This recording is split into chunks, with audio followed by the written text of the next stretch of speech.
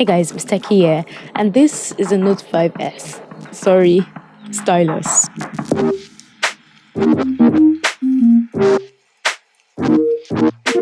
Inside the box, you get to see the same old accessories.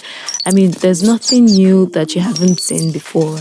But moving to the device itself, there have been a couple of changes made. For example, this is now a metal build, and even if this is better than the plastic build on the Note 5, I think that the Note 5's design still looks better. And yeah, if you're expecting this to be stain free or slippery free, if there's a word like that, well, I might have to disappoint you because this actually attracts stains, plus it is quite slippery, so you have to put a case on it. And yeah guys, did I mention that this is actually heavier than the Note 5, which is reasonable because of the build. Now when it comes to upgrades, we don't get a dual camera setup, but the rear camera has been upgraded to 16MP, which could mean slightly better photos, but I'll test this out for my full review.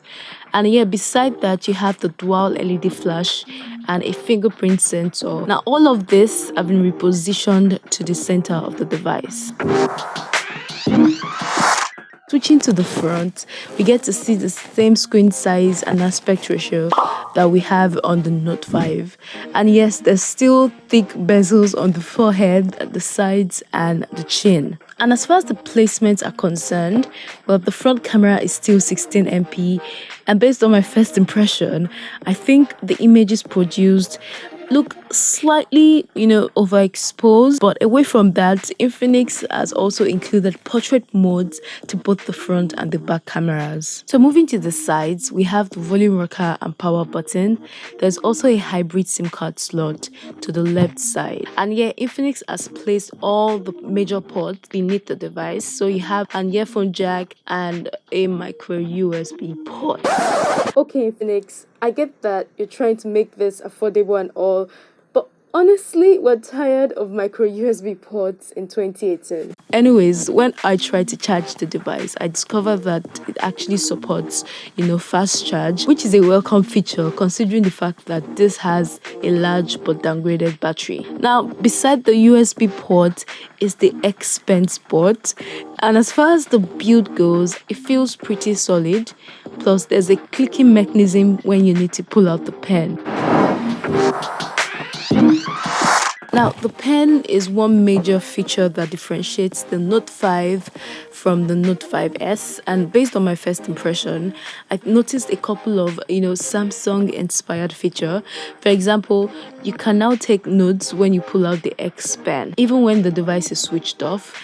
However, I did notice that, the X Pen's touch sensitivity is not perfect enough when it comes to handwriting. And even though Infinix has shown a way to achieve, smoother writing, I personally think there is a lot of stress trying to put the pen in an angle or a direction because you want to write smoothly. There's also the fact that, just like the Galaxy Note 5, the pen on the Note 5S can go in backwards, which could make it get stuck eventually. But these were the only downsides I noticed for now, because the X Pen is actually very good when you need to scribble or draw something.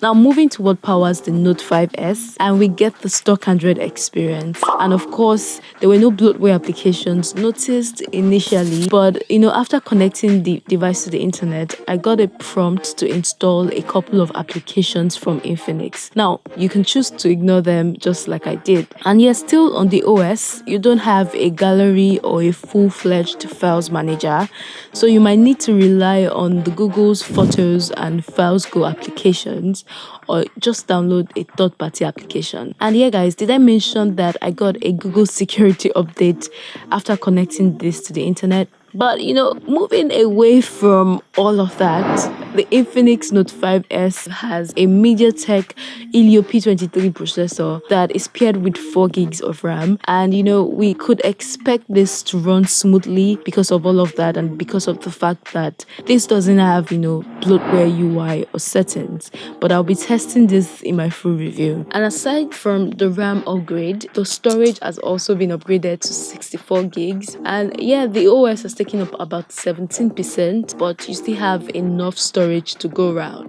About 54 gig kind of enough. Alright guys, the major differences between this and the Note 5 have to do with the build, the back camera, the RAM, the storage, the battery, the price, and of course the stylus. And yeah, I'll be testing this in a couple of days to see how it fares in real world usage. So bring in any questions you might have. And yeah guys, I'll see you in my next video. Take care.